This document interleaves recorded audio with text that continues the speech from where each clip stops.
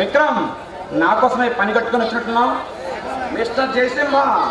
No, సింహ, జయసింహ.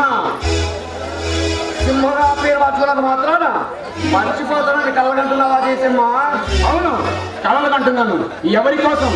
నా కోసం కాదు. నన్ను నిలబెట్టి అఖండ మెజారిటీతో గెలిపించిన నా పేద ప్రజల ఆశలు తీర్చాలని కలలు కంటున్నాను. కులాల కొమ్ములాటలో నలుగుపోయిన వీరి జీవితాలలో వెలుగులు నింపాలని కలలు కంటున్నాను.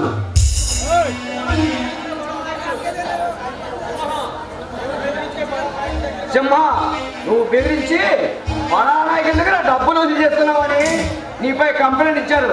దానికి నీ సన్యాసి? నేను ఎవరిని బెదిరించాను. నల్లడప్పు ముసుగులో రాజకీయాలు చేస్తున్న ఈ ధనవంతుల దగ్గర లాక్కొని కూటికి గట్టలేని పేదవాడికి ఆ డబ్బు పంచి పెడుతున్నాను. అది చేయడానికి ప్రభుత్వం ఉంది, చేయించడానికి రాజకీయ నాయకులు ఉన్నారు. మధ్యలో సత్తాన్ని నీ చేతిలో తీసుకోవడం నేరం అని నీకు తెలియదా? విక్రమ్, ఈ రాజకీయ రామందులు చట్టాన్ని న్యాయాన్ని డబ్బుతో కొనిస్తున్నారు. వాళ్ళ అధికారం అడ్డుపెట్టుకొని న్యాయ దేవత కళ్ళతో గంటలు కట్టి తప్పించుకొని తిరుగుతున్నారు. సింహ, నీకు అడ్డొచ్చిన వాడిని నరుక్కుంటూ ఇక పోలీసులు మేము దేనికి? మీరున్నది ఈ రాజకీయ నాయకులకు తాపలా కాసి ముందు వాళ్ళని రక్షించడానికి. అసలు మీ పోలీసులంటేనే ఈ ప్రజల్లో భయం పోవాలి. పోలీస్ స్టేషన్ వెళితే న్యాయం జరుగుతుందని ముందు వాళ్ళు నమ్మాలి. అప్పుడు నువ్వు నా దగ్గరికి రా, అప్పుడు నేనే నీకు లొంగిపోతా. అంటే పోలీసులు నిజానికి పనులు కాదని నీ ఉద్దేశం? అది నిజం కాదని నేను నిరూపిస్తాను. నీకు దమ్ము ధైర్యం ఉంటే ఆ పార్టీ గారిని రణదిరిగాన్ని అరెస్ట్ చేయండి. అప్పుడు నమ్ముతా మీరు పోలీసు సింహాలని.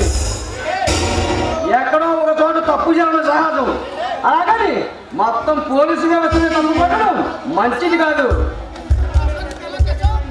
నన్ను నమ్మిన ప్రతి ఒక్కరికి న్యాయం చేయడం నా అలవాటు. అవసరమైతే ఈ ప్రభుత్వంతో పోరాటం చేసి ప్రతి వ్యక్తికి తినడానికి తిండి, ఉండడానికి ఇల్లు, కట్టుకోవడానికి బట్ట అందరికీ అందేలా ఏర్పాటు చేస్తాను.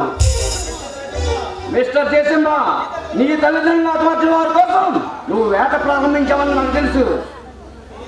నీ తల్లిదండ్రులు హతమార్చిన వారిపై ప్రభుత్వం నన్ను స్పెషల్ ఆఫీసర్గా నియమించింది. నీకు న్యాయం జరిగేలా నేను చేస్తాను.